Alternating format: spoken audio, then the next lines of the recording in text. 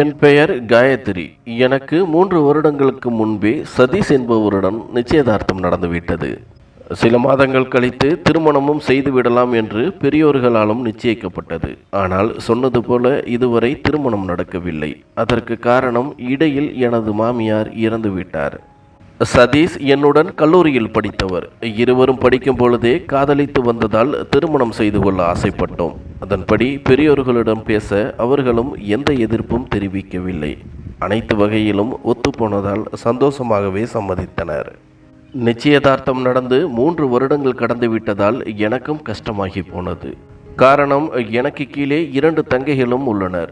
எனது வீட்டில் என்னை தொந்தரவு செய்ய ஆரம்பித்தனர். சதீஷிடம் சொல்லி சீக்கிரம் கல்யாணத்தை நடத்தும்படி. நானும் இது பற்றி பலமுறை சதீஷிடம் கூறி வந்தேன். ஆனால் அவரோ எனது அப்பா காலதாமதம் செய்கிறார், அவரிடம் பேசி புரிய வைத்து விடுகிறேன் என்று வாக்குறுதி அளித்தார். ஒரு கட்டத்தில் பொறுமை இழந்த நானும் சதீஷை நேரில் சந்தித்து எனது நிலைமையையும் வீட்டில் உள்ள நிலைமையையும் புரிய வைத்தேன். அது மட்டுமல்லாது திருமணத்தை ஆடம்பரமாக இல்லாவிட்டாலும் சிறிதாக நடத்திவிடலாம், பிறகு அனைத்தையும் பார்த்து கொள்ளலாம் என்று கூற சதீஷும் அதற்கு சம்மதித்தார். இந்த முறை சதீஷ் விடாப்பிடியாக இருந்ததால் அவரின் அப்பாவால் எதுவும் செய்ய முடியவில்லை.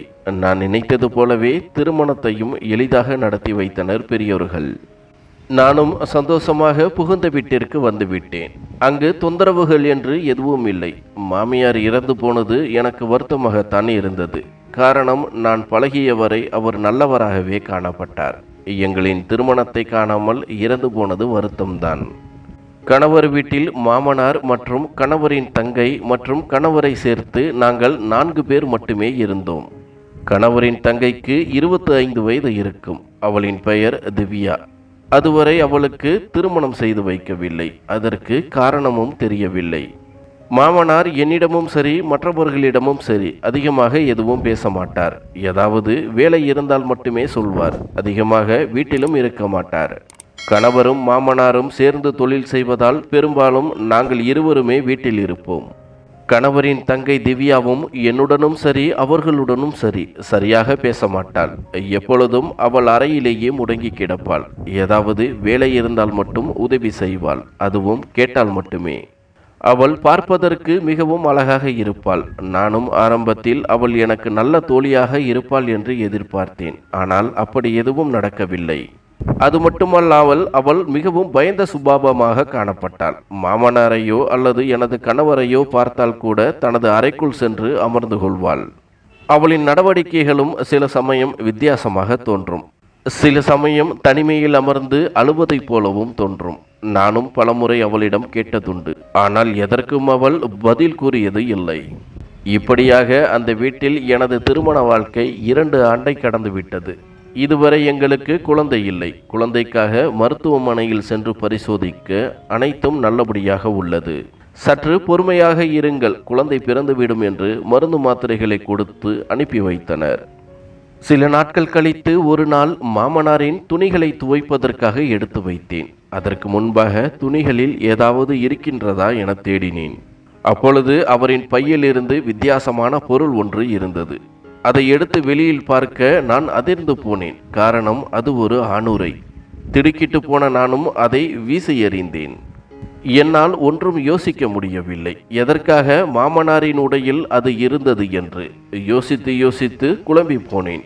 என் மாமனார் கண்டிப்பானவர்தான். ஆனால் இதை போல ஒரு காரியங்களை செய்வார் என்று நான் எதிர்பார்க்கவில்லை.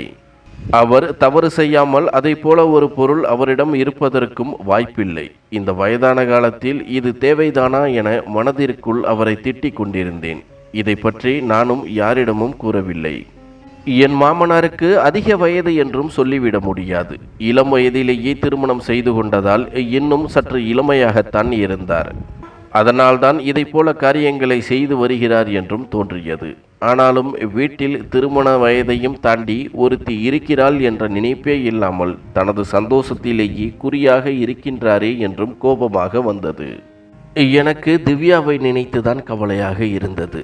அவளது அம்மா இருந்திருந்தால் இந்த நேரம் அவளுக்கு திருமணமாகி குழந்தை குட்டிகள் என்று இருந்திருக்கும். ஆனால் யாரும் இல்லாததால் அவளுக்கு திருமணம் செய்து வைக்க ஏற்பாடுகளை செய்யவில்லை. அந்த பொறுப்பு எனக்கு இருப்பதாக உணர்ந்தேன். திவ்யாவிடமும் ஜாடைமாடையாக நீ யாரையாவது காதலிக்கின்றாயா என்றும் கேட்டு பார்த்தேன். அதற்கும் இல்லை என்றாள். அதற்கு மேல் எந்த பதிலும் வரவில்லை. நானும் எப்படியாவது இன்னும் சில மாதங்களிலேயே திருமணத்தை நடத்தி வைத்துவிட வேண்டும் என்று முடிவெடுத்தேன். ஒரு நாள் கணவரிடமும் அதை பற்றி பேசினேன். கணவரோ அனைத்தையும் அப்பா பார்த்து கொள்வார் என்பது போல பதில் கூறினார். பின்பு நான் தான் அவருக்கு புரிய வைத்தேன். இந்த வயதில் திருமணம் செய்ய வசதி இருந்தும் ஒரு பெண்ணை இப்படி வீட்டில் அடைத்து வைப்பது பாவம். அவளுக்கும் ஆசை பாசங்கள் இருக்கும். அதை நாம் தான் புரிந்து கொள்ள வேண்டும்.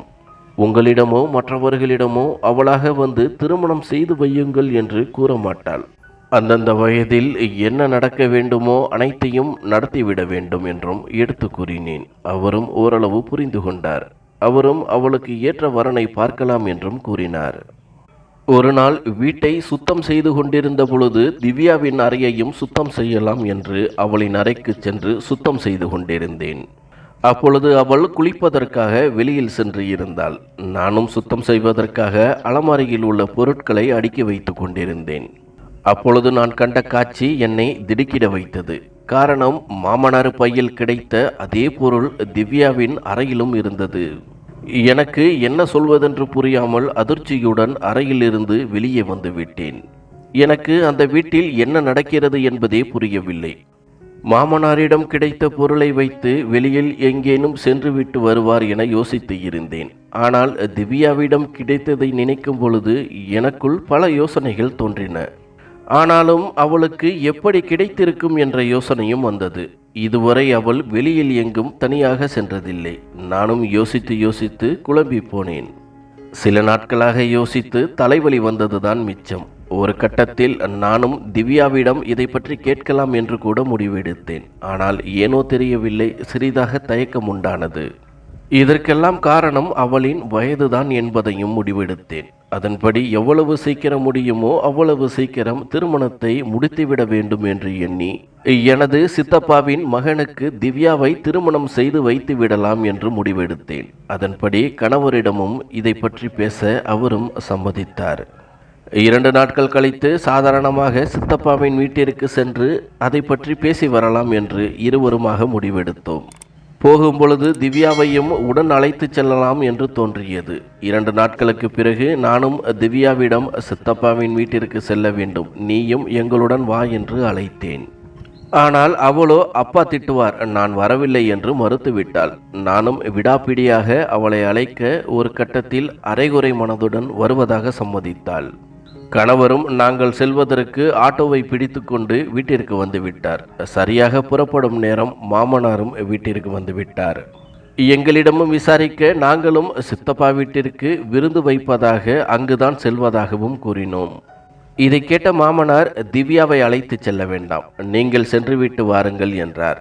அதோடு நிறுத்தாமல் திவ்யாவை உள்ளே போ என்று அதட்டினார். அவளும் மறுபேச்சு பேசாமல் உள்ளே சென்று விட்டாள். இதில் எனக்கும் எனது கணவருக்கும் ஒரு மாதிரியாகி போனது. பிறகு கணவர்தான் என்னை சமாதானம் செய்து இருவரும் சென்று விடலாம், போகும் வழியில் பார்த்து கொள்வோம் என்று இருவருமாக சித்தப்பா வீட்டிற்கு சென்றோம்.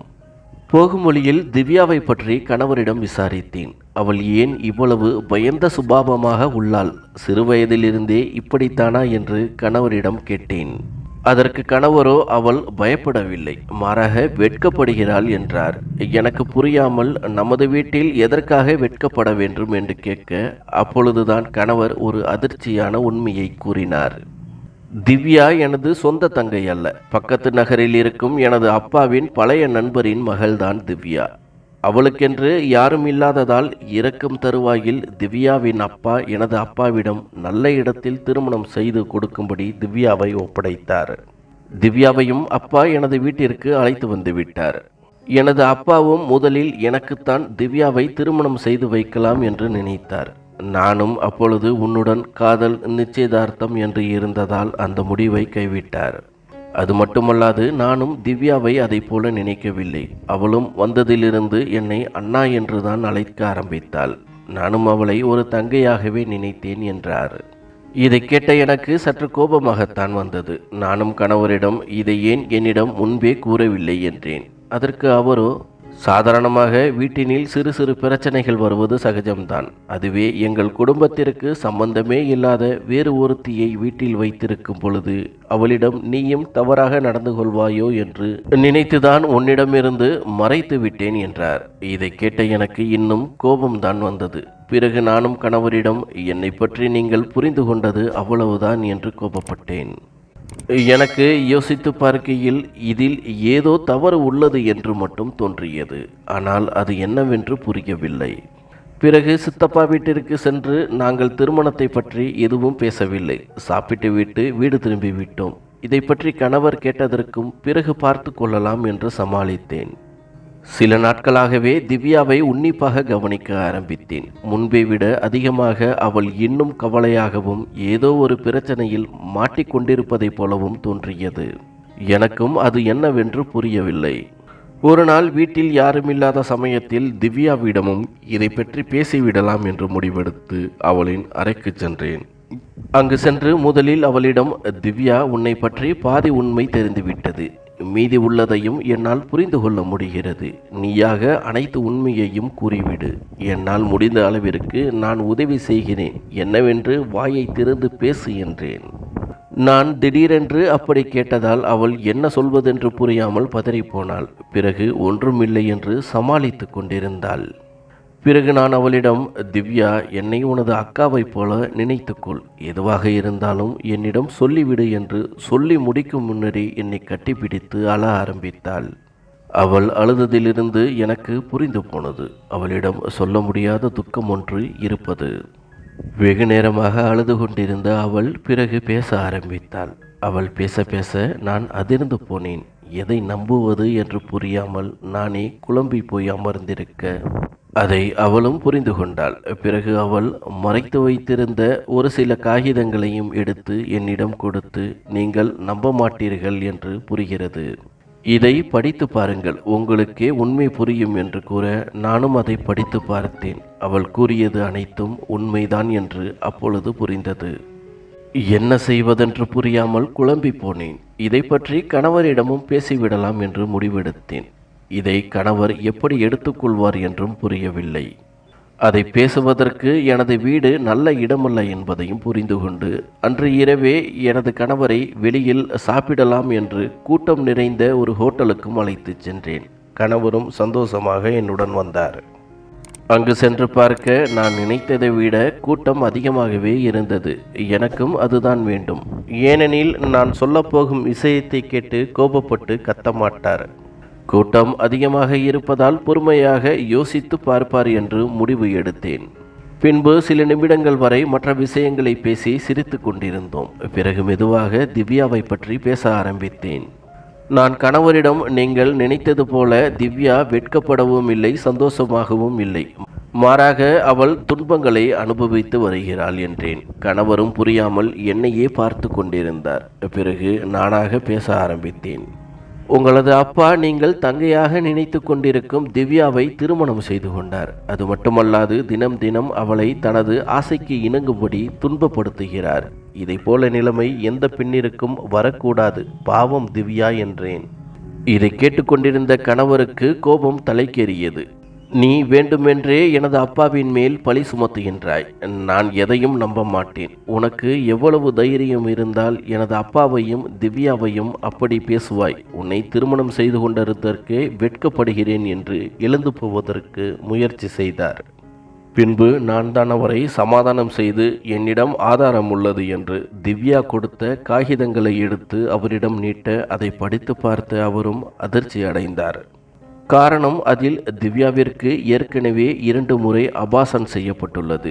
அதில் கணவர் கையெழுத்திடும் இடத்தில் அவரின் அப்பாவின் பெயர்தான் எழுதப்பட்டு அவரின் கையெழுத்தும் இடப்பட்டிருந்தது. அது மட்டுமல்லாது அதோடு சேர்த்து இரகசியமாக கோவிலில் திருமணம் செய்து கொண்டதால் அங்கு கொடுக்கப்பட்ட சில காகிதங்களும் இருந்தன. அதிலும் தெளிவாக புரிந்தது. இதை அனைத்தையும் படித்து பார்த்த கணவர் என்ன செய்வதென்று புரியாமல் குழப்பத்துடன் அமர்ந்திருந்தார்.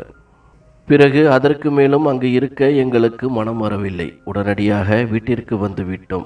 கணவர் வருமொழியில் கோபமாகவே காணப்பட்டார். காரணம், தனது அப்பா இதை போல ஒரு காரியத்தை செய்வார் என்று கனவிலும் நினைத்து பார்த்திருக்க மாட்டார். வீட்டிற்கு வந்தவுடன் நானும் கணவரிடம் இதை பற்றி இப்பொழுதே பேச வேண்டாம், பிறகு பார்த்து கொள்ளலாம் என்று எவ்வளவோ தடுத்து பார்த்தேன். ஆனால் அவர் கேட்கும் மனநிலையில் இல்லை. உடனடியாக தனது அப்பாவை அழைத்து இதை பற்றி பேச ஆரம்பித்தார். ஆரம்பத்தில் அப்பாவும் அவர் மேல் கோபப்பட்டார். பிறகு அனைத்து உண்மையும் புரிந்துவிட்டது என்பதை தெரிந்து கொண்டார். ஒரு கட்டத்தில் மாமனார், நான் ஒன்றும் அவ்வளவு பெரிய தவறு செய்யவில்லை, எனக்கு பிடித்திருந்தது, திருமணம் செய்து கொண்டேன். சில பேரை போல வீட்டிலோ வெளியிலோ தவறாக நடக்கவில்லை. திவ்யாவை திருமணம் செய்து கொண்டு அவளை சந்தோஷமாகத்தான் வைத்திருக்கின்றேன். எப்படி இருந்தாலும் இந்த உண்மை ஒரு நாள் தெரியத்தான் போகிறது என்று சாதாரணமாக பேசிக்கொண்டிருந்தார். இதை கேட்ட கணவருக்கு கோபம் இன்னும் அதிகமானது. கணவரும் மாமனாரிடம், அப்பா, நீங்கள் நம்பியவருக்கு துரோகம் செய்து விட்டீர்கள். அவரது அப்பா நீங்கள் ஒரு அப்பாவாக இருந்துதான் பார்த்து கொள்வீர்கள் என்று உங்களிடம் ஒப்படைத்தார். ஆனால் நீங்களோ வயதான காலத்தில் ஆசையை அடக்க முடியாமல் இப்படி ஒரு கேவலமான காரியத்தை செய்துவிட்டீர்கள். திவ்யாவின் பயந்த சுபாவத்தையும் அவளின் நிலைமையையும் உங்களுக்கு சாதகமாக்கி கொண்டு தினம் தினம் அவளை சித்திரவதையும் செய்து வருகின்றீர்கள். அவளுக்கு பெரும் பாவத்தையும் செய்துவிட்டீர்கள். உங்களை நான் எவ்வளவு உயர்ந்த இடத்தில் வைத்திருந்தேன், ஆனால் நீங்கள் இவ்வளவு கேவலமானவராக இருப்பீர்கள் என்று நினைத்து கூட பார்க்கவில்லை என்று கூறிக்கொண்டே மாமனாரை அடிக்க பாய்ந்தார். பதறிப்போன நான் தான் அவரை தடுத்து சமாதானம் செய்து வைத்தேன். இதை மாமனார் சிறிதும் எதிர்பார்க்கவில்லை. மாமனாரும் கவலையாக அமர்ந்து யோசிக்க ஆரம்பித்தார். பின்பு கணவர் அவரிடம், நடந்தது நடந்துவிட்டது, உங்களின் புத்தியால் கேவலமான காரியத்தை செய்துவிட்டீர்கள். இதற்கு மேலும் இதை என்னால் பொறுத்து கொள்ள முடியாது. நான் சொல்வதை கேளுங்கள். திவ்யாவை வேறு இடத்தில் திருமணம் செய்து வைத்து விடுங்கள். இல்லையேல் எங்களின் மானமும் உங்களின் மானமும் தான் பறிபோகும். இந்த விஷயம் நமக்குள்ளாகவே இருக்கட்டும். இதற்கு மேலும் நீங்கள் ஏதாவது செய்ய நினைத்தால் நான் மனிதனாக இருக்க மாட்டேன். திவ்யா பாவம், அவள் எவ்வளவோ கஷ்டங்களை அனுபவித்து விட்டாள். இதற்கு மேலும் அவளுக்கு எந்த கஷ்டத்தையும் தராதீர்கள். மனிதனாக இருந்து யோசித்து பாருங்கள் என்றார். மாமனாரும் சில நிமிடங்கள் வரை யோசித்து தான் செய்தது தவறுதான் என்பது போல என் கணவரின் காலில் விழுந்தார். பிறகு அருகில் இருந்த திவ்யாவின் காலிலும் விழுந்தார். திவ்யாவிடம், அம்மா, நான் இத்தனை நாள் மிருகமாக இருந்து விட்டேன், என்னை மன்னித்து விடு என்று வெகு நேரமாக அழுது கொண்டிருந்தார். திவ்யாவின் முகத்தில் அப்பொழுதுதான் ஒரு அமைதி நிலவியதை நானும் கவனித்தேன். பிறகு மறுநாள் திவ்யாவிடமும் இதை பற்றி பேசினோம். உனக்கு தெரிந்தவர்களோ அல்லது உறவினர்களோ யாரேனும் உள்ளார்களா என்று. திவ்யாவும் தூரத்தில் உள்ள கிராமத்தில் எனது அம்மாவின் அண்ணன் ஒருவர் இருப்பதாக கூற, நாங்களும் திவ்யாவை அழைத்து கொண்டு அவள் சொன்ன கிராமத்திற்கு சென்று பார்த்தோம். அங்கு செல்ல திவ்யாவை பார்த்த அவரின் மாமா கண்ணீர் விட்டு அழத் தொடங்கினார். உனது அப்பா இறந்த பிறகு உன்னை பல இடங்களில் தேடியதாகவும் அதன் பிறகு எந்த தகவலும் கிடைக்கவில்லை என்றும் அழுது கொண்டே கூறினார். திவ்யாவை நாங்கள் தான் பாதுகாப்பாக வைத்திருந்தோம் என்று கூற அவரும் அப்பொழுதுதான் நிம்மதியாக உணர்ந்தார். நாங்களும் திவ்யாவை பற்றி வேறு எதுவும் கூறவில்லை. திவ்யாவிடமும் கூறியிருந்தோம், யாரிடமும் இதை பற்றி கூற வேண்டாம் என்று. அதன் பிறகு அவளது மாமா தனது மூத்த மகனை அழைத்து, இவனுக்கே நான் திவ்யாவை திருமணம் செய்து வைத்து விடுகிறேன். இவனும் சிறுவயதிலிருந்தே திவ்யாவின் மேல் ஆசையாக இருக்கின்றான். இவ்வளவு நாள் எனது மருமகளை பார்த்து கொண்டதற்கு நன்றி என்றார். இதை கேட்ட நாங்களும் சந்தோஷப்பட்டோம். காரணம், திவ்யாவிற்கு ஒரு நல்ல வாழ்க்கை அமையப் போகிறது என்று. சில நாட்களிலேயே திருமணமும் நல்லபடியாக நடந்து முடிந்தது. என் கணவர் தனது அப்பா செய்த பாவத்திற்காக அவர் சேர்த்து வைத்திருந்த சொத்தில் பாதி பகுதியை திவ்யாவிற்கு எழுதி வைத்தார். திவ்யாவின் மாமா மறுத்தும் எனது கணவர் எனது தங்கைக்கு நான் செய்ய வேண்டிய முறைதான் என்று கூறி கொடுத்துவிட்டு வந்தார். என்னிடமும் திவ்யா, அக்கா, உங்களால் தான் நான் இவ்வளவு சந்தோஷமாக உள்ளேன். அந்த நரகத்திலிருந்து என்னை காப்பாற்றியவர் நீங்கள்தான். அதற்கு உங்களுக்கு எவ்வளவு நன்றி சொன்னாலும் ஈடாகாது என்றாள். நானும் அவளிடம், திவ்யா, எனது மாமனார் செய்தது மிகப்பெரிய தவறுதான். வயதான காலத்தில் ஏதோ ஒரு சபலத்தால் செய்துவிட்டார். நீயும் அதை நினைத்து மீதமிருக்கும் வாழ்க்கையை தொலைத்து விடாதே. இந்த விஷயத்தை யாரிடமும் கூறி அவர்களின் நிம்மதியையும் தொலைத்து விடாதே. பெண்களாக பிறந்த நமக்கு நிறைய ரகசியங்கள் இருக்கும். அதை அனைத்தையும் கணவரிடம் கூற வேண்டும் என்று அவசியமில்லை. பார்த்து நடந்து கொள், மீதமிருக்கும் வாழ்க்கையை சந்தோஷமாக தொடங்கு என்று கூறி ஆசீர்வதித்துவிட்டு வந்தேன். சில நாட்கள் வரை மாமனார் எங்களிடம் எதுவும் பேசவில்லை. எப்பொழுதும் தனது அறையிலேயே முடங்கி கிடந்தார். அவரின் முகத்திலேயே தான் தவறு செய்து விட்டோம் என்று தெரிந்தது. பிறகு ஒரு நாள் என்ன நினைத்தாரோ தெரியவில்லை. என்னை தேட வேண்டாம், இவ்வளவு பெரிய பாவத்தை சுமந்து கொண்டு என்னால் உங்களுடன் நிம்மதியாக வாழ முடியாது. எனக்கு எங்கு அமைதி கிடைக்கின்றதோ அங்கு செல்கிறேன். யாருக்கும் எந்த தொந்தரவும் செய்ய மாட்டேன். என்னை மன்னித்து விடுங்கள் என்று கடிதம் எழுதி வைத்துவிட்டு சென்று விட்டார். என் கணவரும் சில நாட்கள் வரை தெரிந்தவர்களிடமும் நண்பர்களிடமும் மாமனாரை பற்றி விசாரித்தார். ஆனால் எந்த தகவலும் இல்லை. பிறகு அவரை பற்றி நாங்களும் சிறிது சிறிதாக மறந்துவிட்டோம். காரணம், அவர் அவ்வளவு பெரிய தவறு செய்திருந்தார். எங்களின் வாழ்க்கையும் எந்த குறைவுமின்றி சந்தோஷமாக சென்று கொண்டிருக்கிறது.